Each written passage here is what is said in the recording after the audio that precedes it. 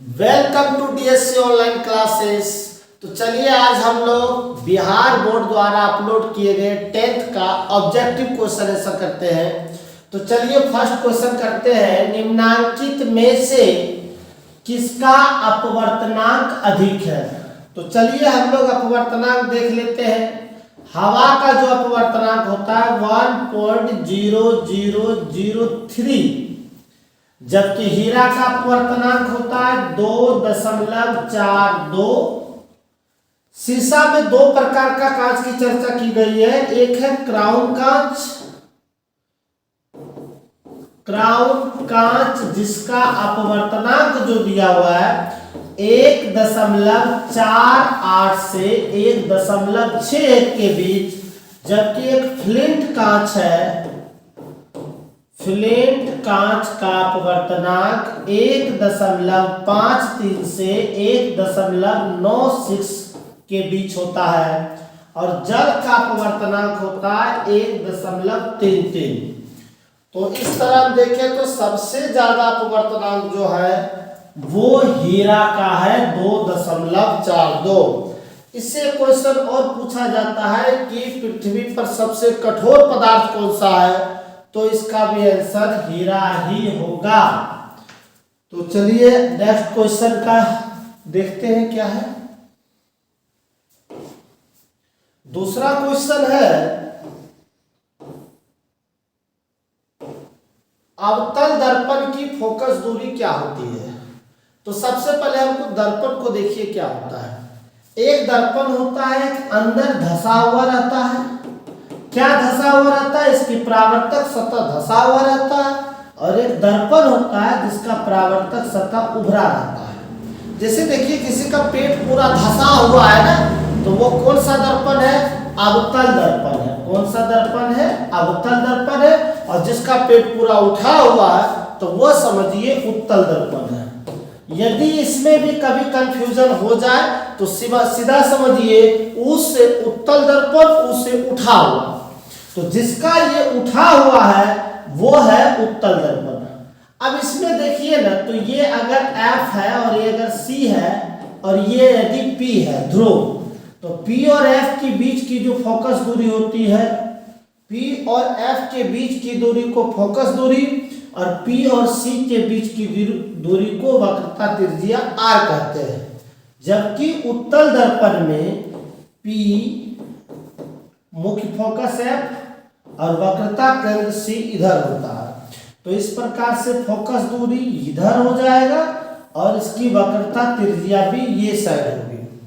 और यदि ये अगर आपतित किरण है तो ये आपतित किरण के विपरीत दिशा में है, और विपरीत दिशा में मापी गई दूरियां ऋणात्मक होती है।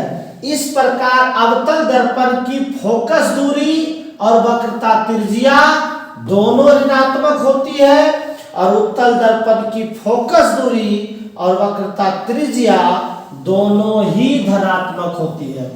तो चलिए क्वेश्चन देखते हैं क्या है। अवतल दर्पण की फोकस दूरी क्या होती है? तो बताइए, ये अवतल दर्पण है, इसकी फोकस दूरी इधर है, तो फोकस दूरी क्या होगी? माइनस, और माइनस को क्या बोलते हैं? ऋणात्मक। नेक्स्ट क्वेश्चन देखिए। क्वेश्चन है, किसी लेंस में मुख्य फोकस की संख्या कितनी होती है। तो किसी भी लेंस में हो, या उत्तल लेंस हो या अवतल लेंस हो, फोकस की संख्या दो होती है, एक F1 एक F2। और इसके अलावा दो क्वेश्चन और देख लीजिए जो बार बार पूछे जाते हैं। प्रकाश के अपवर्तन के कितने नियम है? तो 2 नियम है। और प्रकाश के परावर्तन के कितने नियम है? तो 2 नियम। तो चलिए, किसी लेंस में मुख्य फोकस की संख्या कितनी होती है? तो ये 2 होती है। फोर्थ क्वेश्चन है, दाढ़ी बनाने में कौन सा दर्पण का उपयुक्त होता है? एक उत्तल दर्पण हो गया और एक अवतल दर्पण हो गया। आप बताइए कि दाढ़ी बनाने में किस दर्पण का यूज होता है? तो दाढ़ी बनाने में अवतल दर्पण का यूज होता है। आप लोग एक चीज और देख लीजिए कि अवतल दर्पण का उपयोग केवल दाढ़ी बनाने में नहीं होता है, इसके अलावा और उपयोग है। जैसे जैसे दाढ़ी बनाने में जो उपयोग किया जाता है, ये दाढ़ी जगह हो सकता है, इसे हजामती दर्पण के रूप में उपयोग होता है। ऐसा भी कुछ क्वेश्चन दे दे, या फिर दाढ़ी बनाने में दे या हजामती दर्पण में दे, दोनों सेम होता है। आपके दिमाग में होगा कि सर ब्यूटी पार्लर में कौन सा दर्पण यूज होता है, तो ब्यूटी पार्लर में भी अवतल दर्पण का ही यूज होता है, लेकिन आज तक ऐसा कोई भी क्वेश्चन नहीं पूछा गया है।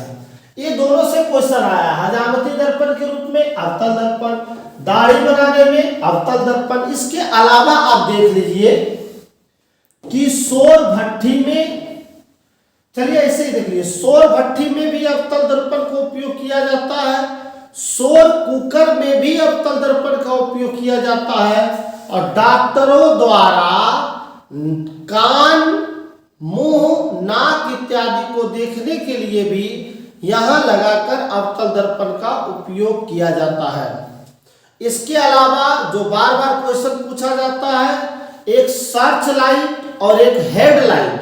सर्च लाइट हम लोग टॉर्च को बोलते हैं, और हेड लाइट कहते हैं गाड़ी के आगे जो लगा हुआ रहता है। वो सर्च लाइट और हेड लाइट में भी हम लोग अवतल दर्पण का ही उपयोग करते हैं। इसके अलावा उत्तल दर्पण से क्वेश्चन आता है कि उत्तल दर्पण का उपयोग किसमें किया जाता है, तो एक पश्च दर्पण के रूप में या साइड मिरर के रूप में उत्तल दर्पण का इस्तेमाल किया जाता है। इस क्वेश्चन को ना भूले, एग्जाम में बार बार पूछा जाता है। तो चलिए, दाढ़ी बनाने में किस दर्पण का, अवतल दर्पण का। नेक्स्ट क्वेश्चन, अवतल दर्पण की फोकस दूरी एवं उसकी वक्रता त्रिज्या में क्या संबंध है। तो सीधा याद रखिए, इसकी वक्रता त्रिज्या जो है फोकस दूरी की दुगनी होती है, और फोकस दूरी वक्रता त्रिज्या की आधी होती है। तो चलिए कौन सा ऑप्शन सही है, तो F बराबर R/2, answer C number. Next question देखिए, निम्नलिखित में किस लेंस को अभिसारी लेंस कहते हैं। तो याद रखिए कि ये जो है ये उत्तल लेंस है, और ये जो है ये अवतल लेंस है। जब इससे प्रकाश जाती है तो एक बिंदु पर आकर मिलती है, इसे बोलते हैं अभिसरित होना। ये यहां से बीच से मूव करता है, यहां से, इसे बोलते हैं अभिसरित होना। और यह उत्तल दर्पण प्रकाश को अभिसरित करती है, इसलिए उत्तल लेंस को अभिसारी लेंस कहा जाता है, जबकि अवतल लेंस प्रकाश की किरणें को अपसारित करती है। अपसारित का मतलब है फैला देती है। तो अवतल लेंस को अपसारी लेंस कहा जाता है।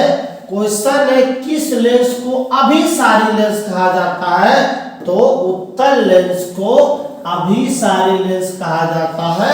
यदि क्वेश्चन होता किस लेंस को अपसारी लेंस कहा जाता है, तो उत्तर होता अवतल लेंस को अभिसारी लेंस कहा जाता है। तो चलिए 7 नंबर क्वेश्चन है, दृश्य प्रकाश में किस वर्ण का तरंगदैर्घ्य न्यूनतम होता है, सबसे कम होता है। तो याद रखिए, बैंगनी रंग का तरंगदैर्घ्य सबसे कम होता है, और लाल रंग का तरंगदैर्घ्य सबसे अधिक होता है। तो क्वेश्चन है दृश्य प्रकाश में किस वर्ण का तरंगदैर्घ्य न्यूनतम होता है, तो आंसर हो जाएगा बैंगनी। यह से क्वेश्चन और देख लीजिए जो बार बार क्वेश्चन पूछता है।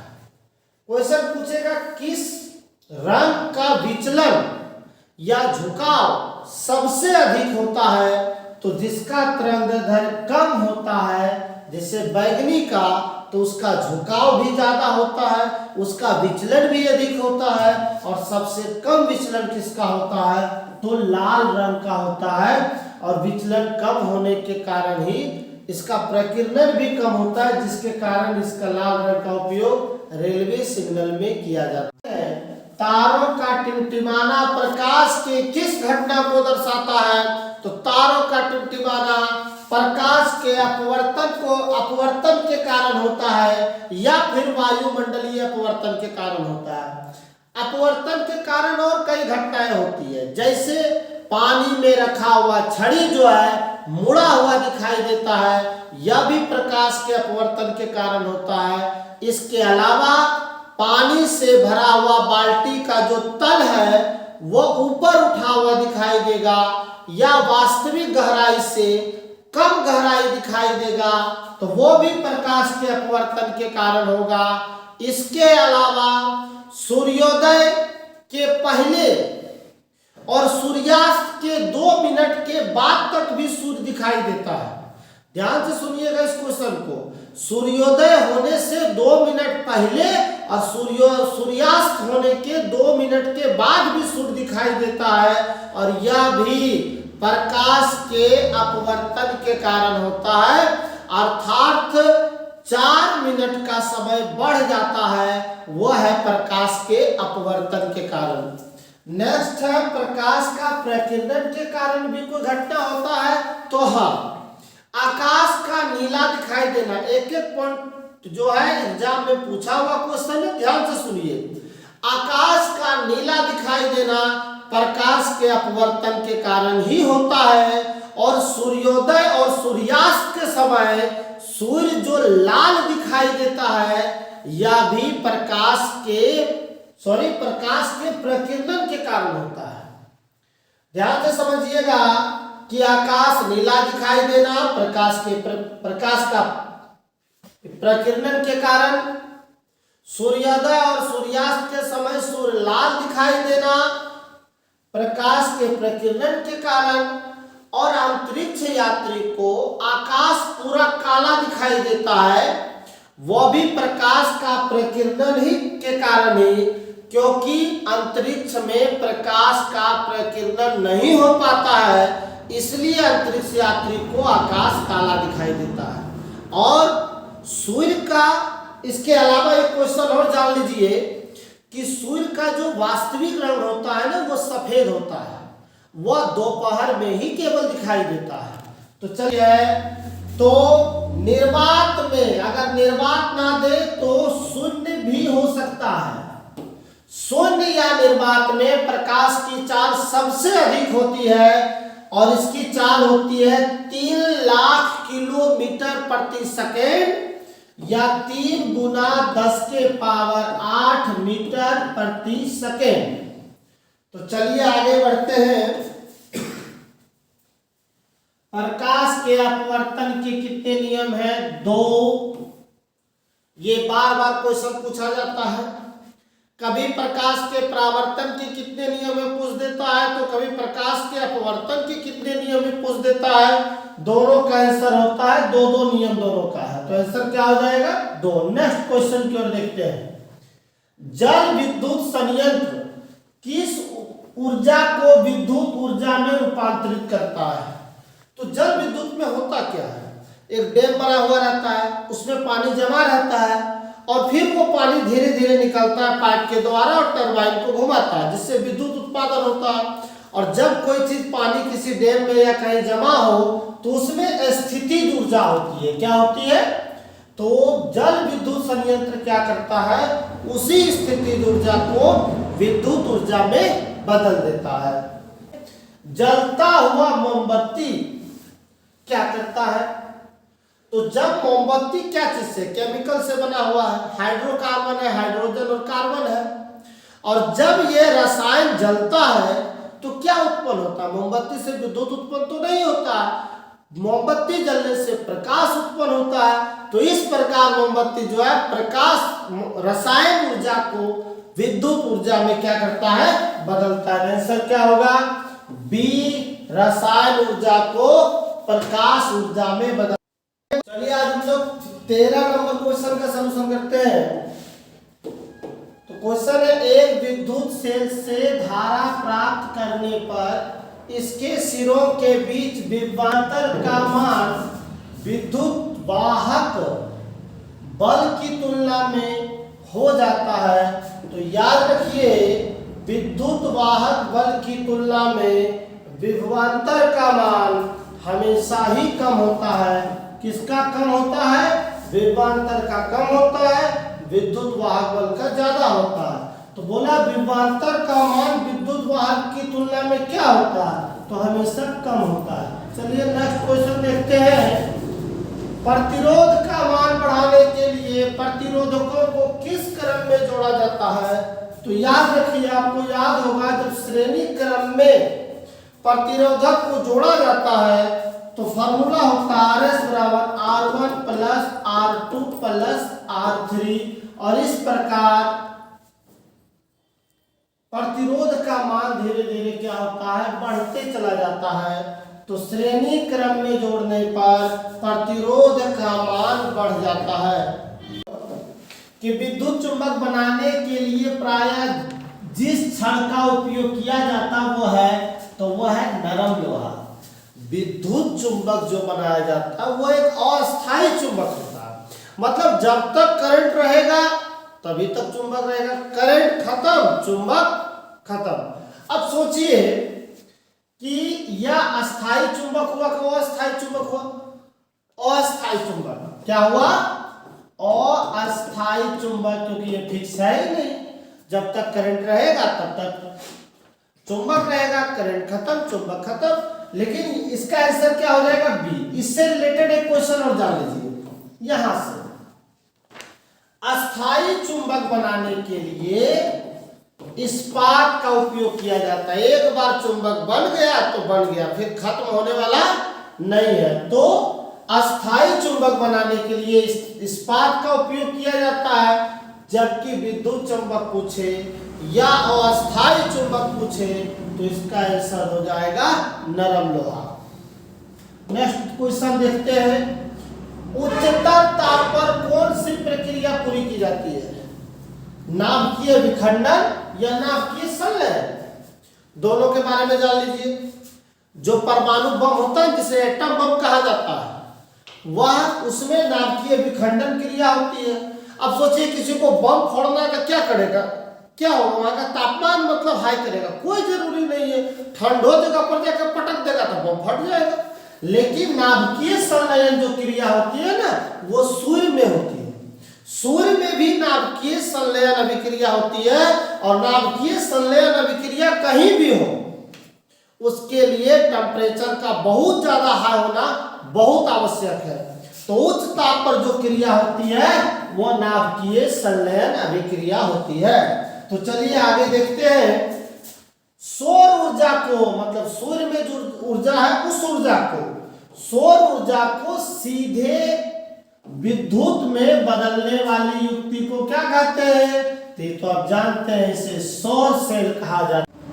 क्वेश्चन नंबर 18 देखिए। पवन विद्युत जनित्र में पवन की चाल कम से कम कितनी होनी चाहिए? तो पवन चक्की को चलाने के लिए पवन की चाल कम से कम 15 किलोमीटर प्रति घंटा होनी चाहिए। उससे कम होने पर पवन चक्की से विद्युत उत्पादन होना संभव नहीं है। तो कितनी होनी चाहिए? 15 किलोमीटर प्रति घंटा। अब देखिए पहला ऑप्शन है 150 किलोमीटर प्रति घंटा, जो ठीक नहीं है।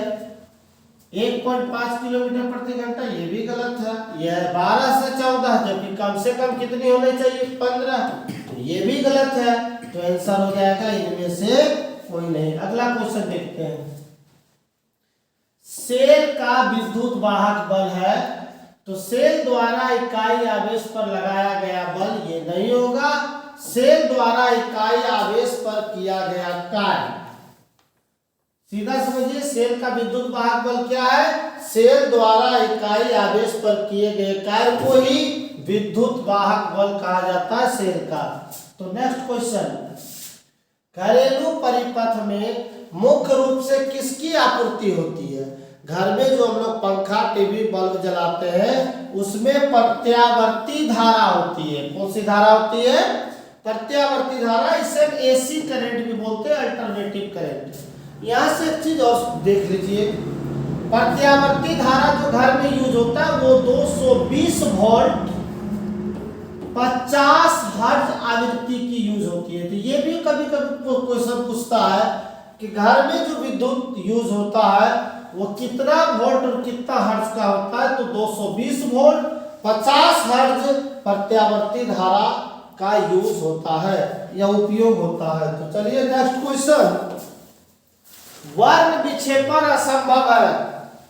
तो याद रखिए कि निर्वात में वर्ण विक्षेपण असंभव है, क्योंकि निर्वात में प्रकाश के विभिन्न रंगों का जो स्पीड होता है वो सबका समान होता है, 3 गुना 10 के पावर 8 मीटर प्रति सेकंड। तो इसलिए निर्वात में वर्ण विक्षेपण संभव नहीं है। तो चलिए हम लोग क्वेश्चन नंबर 22 देखते हैं।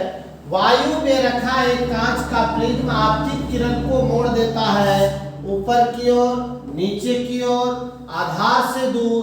तो आंसर होगा आधार की ओर। किधर मुड़ जाती है? आधार की ओर। डीएससी ऑनलाइन क्लासेस को सब्सक्राइब करें और बेल आइकन को दबाना ना भूलें, क्योंकि जब हम वीडियो अपलोड करें तो सही समय पर आपको नोटिफिकेशन मिल जाए। और ज़्यादा से ज़्यादा स्टूडेंट को शेयर करें जो 10th क्लास में है, क्योंकि सभी को इसका बेनिफिट मिल पाए। Thank you.